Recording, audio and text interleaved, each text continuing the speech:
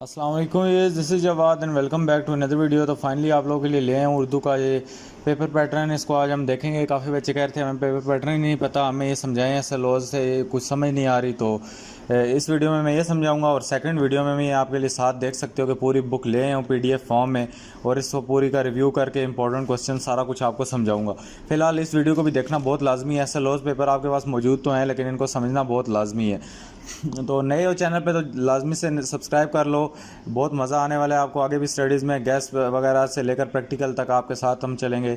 और चलो वीडियो को स्टार्ट करते हैं। तो यहाँ पे हमारे पास उर्दू का जो आपका परिचय है, इसमें जो सबसे पहले आपको हिस्सा अव्वल होगा, इसमें आपको 20 नंबर के MCQs दिए जाएंगे, जिसके मिनट कितने होंगे 25।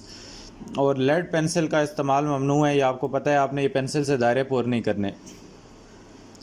मज़ीद अगर इधर बात करें कि किस टाइप के हमारे पास क्वेश्चन आ सकते हैं, तो यहाँ पे अगर हम क्वेश्चंस को पढ़ें, हम अपनी मंजिल पर पहुँच गए, इस जुमले में गए कवायद की रूह से क्या है, इसके बाद तशबीह और में मुशब्बा और मुशब्बा बे को क्या कहेंगे, अहमद शेर की तरह बहादुर है, कवायद की रूह से जुमला किसकी मिसाल है। उसके बाद लफ्ज़ का मजाजी मैनी में इस्तेमाल, जबकि हकीकी और मजाजी मैनी के अलावा तशबीह का ताल्लुक हो तो इसको क्या कहेंगे। उसके बाद कुल या कहकर जुज़ या जुज़ कहकर कुल मुराद लेना कवायद की रूह से क्या है।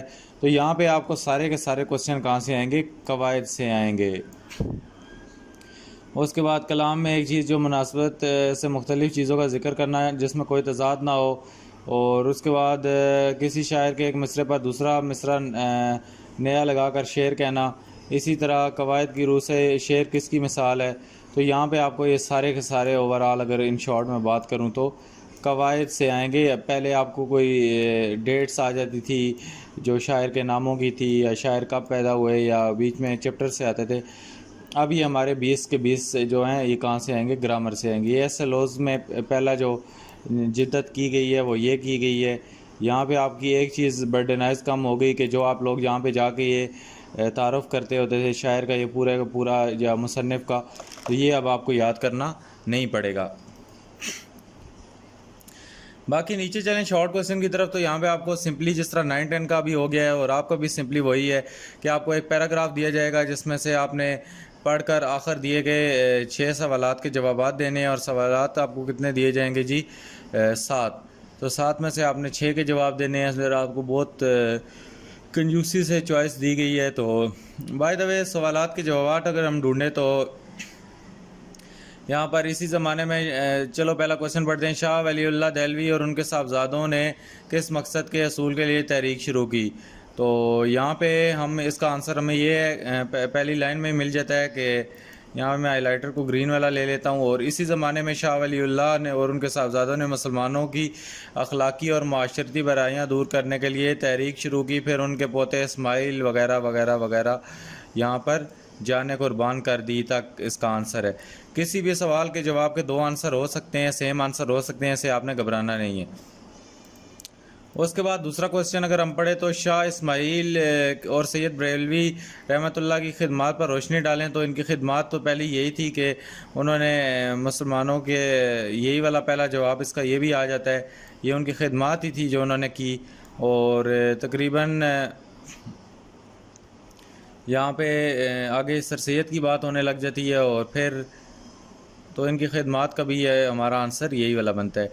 इसी तरह आपको सर सैयद अहमद ख़ान ने मुसलमानों की इस्लाह के लिए किस पहलू पर तवज्जो दी। तो ये यहाँ से है। तो इस ज़माने में सर सैयद ने मजबूरन अंग्रेज़ों की मुफादमत को गनीमत जाना और मुसलमानों की कौम की अखलाकी तहजीबी इस्लाह पर तवज्जो दी, और यहाँ पर कोशिश की तक।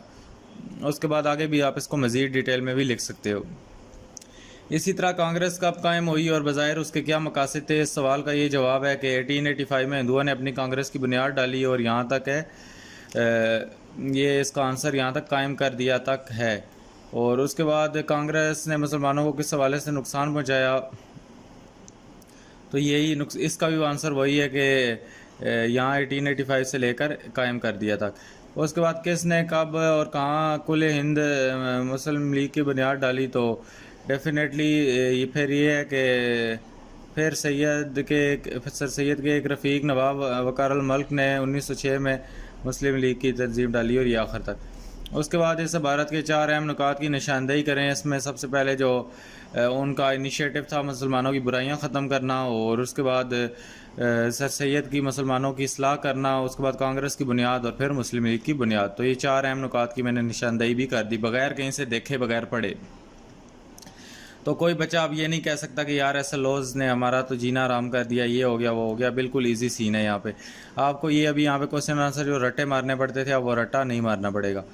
इसी तरह अगर हिस्सा नज़म की बात करें तो हिस्सा नज़म में भी आपको आपकी बुक से ही इंशाल्लाह वो आएंगी। तो यहाँ पे नज़मिया अशार को पढ़कर आपने सवालात के जवाब देने हैं। तो इसमें कहता है कि मिल्लत बेज़ा की किस्मत में रेल का तीसरा दर्जा क्यों लिख जा चुका है।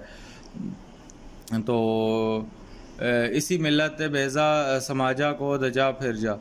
तो ये इसका आपने इसी तरह जवाब देना है। उसके बाद रेल में जगह हासिल करने के लिए इतनी तंगो दो करने की क्या ज़रूरत है। तो इसका ये दूसरे शेर से आपने जवाब देने हैं। और उसके बाद ये जो है शायर के ख्याल के मुताबिक मिल्लत बेज़ा का क्या मतलब है।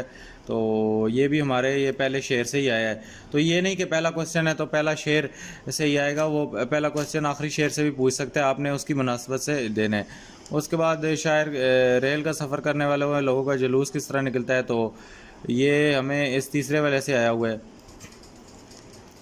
बाय द वे अगर नीचे बात करें तो या फिर आपको इसमें चॉइस दी गई है, एक और शेर दिया जाएगा हिस्सा नज़म से जिसमें आपने सवालात के जवाबात लिखने होंगे। ये तो बहुत अच्छा काम आपका हो गया, हालांकि 9-10 में ऐसी चॉइस नहीं दी गई। तो ये आपको यहाँ बीच में दिया हुआ है इतना बड़ा सा, तो इधर से आपको चॉइस दे दी गई है कि आप ये अगर ऊपर वाली आपको मुश्किल लगती है तो आप नीचे वाली कर लें। ये पुराने कोर्ट से आया हुआ है। तो इसमें शायर ने कोर्ट की क्या खूबियाँ बयान की, ऊपर ये सारा शेरों में लिखा हुआ है। इसी तरह हिस्सा गज़ल की बात करें तो हिस्सा गज़ल से भी आपने सवालात को पढ़कर जवाबात देने हैं। तो ये 2 आपको शेर दिए गए हैं, और पहले का मफ़हूम बयान करना है, और दूसरे पर मीर सखी मीर ने खुद को चिराग सहरी क्यों कहा है। तो इसका आपने जवाब देना है। इसी तरह हिस्सा कवायद आपके पास आएगा। तो इसमें से आपने कोई से 2 सवाल के जवाब देने हैं। तो डेफिनेटली कवायद का मैं आपको बताऊंगा जो बुक के आखिर में कवायद है, जिस तरह सनत उसने तहलील है और अरकान तशबीह हैं इस तरह, और फ़ेल से क्या मतलब फ़ेल से क्या मुराद है। तो अगर हिस्सा सोम की बात करें तो यहाँ पे आपको एक पैराग्राफ आएगा, इक़्तिबास आएगा, उसकी तशरीह करनी होगी, और इसमें आपको चॉइस भी आई थिंक सो होगी। ये बे अलिफ और बे है, आपको इनमें से कोई एक करना होगा। इसी तरह सवाल नंबर 4 की बात करें तो नज़्मिया जुज़ों की तशरीह करनी होगी। तो इसमें आपको बी अलिफ बे की चॉइस है। ये हमारे पास नज़्मिया जो अलिफ ऊपर है और ये नीचे बे है। तो इसमें से किसी की भी आपको तशरीह करनी होगी। पहला ये ज़्यादा से ज़्यादा यही मैं आपको कहूँगा कि आप हमद और नात कर लें तो आपकी नज़म क्या हो जाएगी, हो जाएगी। तो बाकी आपने फिर बाकी कोई और नज़म करनी है तो वो भी कर लें। तो उसके बाद यहाँ पे अगर नीचे चले तो गज़लिया जुज़ों की तशरीह है। तो इसमें भी एक आपकी बुक से आएगा, एक कहीं वो किसी और 2006 करिकुलम 9-10 की किसी किताब से दे सकते हैं, ये सेकंड ईयर की। तो अगर बहुत अच्छे हुए तो दोनों की दोनों आपकी बुक से देंगे, वैसे उनकी अपनी मर्ज़ी होगी। तो इसमें भी अले बे है, तो कोई इसे आपने एक गज़लिया जुज़ों की तशरीह करनी होगी। उसके बाद आपको छोटे भाई के नाम ख़त लिखना होगा सवाल नंबर 6 में, और एक कहानी लिखनी होगी सवाल नंबर 7 में। यहाँ पे हमारा ये एंड हो गया है। इसका सोल्यूशन देख लो, ये हमारे MCQs जितने भी हैं इसके आंसर हैं, ये आपको बोर्ड की वेबसाइट पे भी अवेलेबल होंगे। तो ये आंसर सारे देख लो। उसके बाद सवालों के जवाब भी देख लो, इतने इतने लिखने हैं। ये कितने नंबर का है, 4 नंबर का जवाब है। तो ये इन्होंने एक एक लाइन का लिखा है, आपने थोड़ा थोड़ा इससे बड़ा लिखना है। तो इसी तरह अगर नीचे आए हम तो ऐसा नज़म में से भी इसी तरह सवालात के ये जवाबात लिखे गए हैं, तो इनको आप देख सकते हो।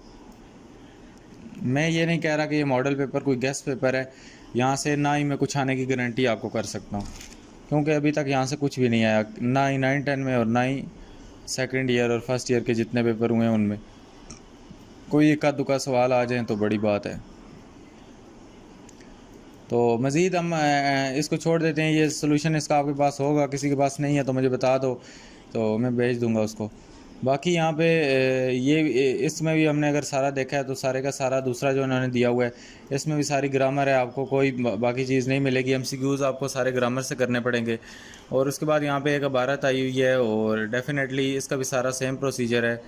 और मैं आखिर में देख लेता हूँ, क्योंकि सवाल नंबर 6 7 में ये देखो यहाँ पे ख़त की जगह भी मुकालमा आ गया। तो आपको ख़त और मुकालमा दोनों आ सकते हैं। तो और उसके बाद यहाँ पे चोरी डकैती की वारदातें बढ़ी हैं तो एक रिपोर्ट। अब यहाँ पे सवाल नंबर 7 में भी कहानी की जगह रिपोर्ट भी आपको आ सकती है। सवाल नंबर 6 में आपको मुकालमा या ख़त आ सकता है और सवाल नंबर 7 में आपको कहानी या रिपोर्ट आ सकती है।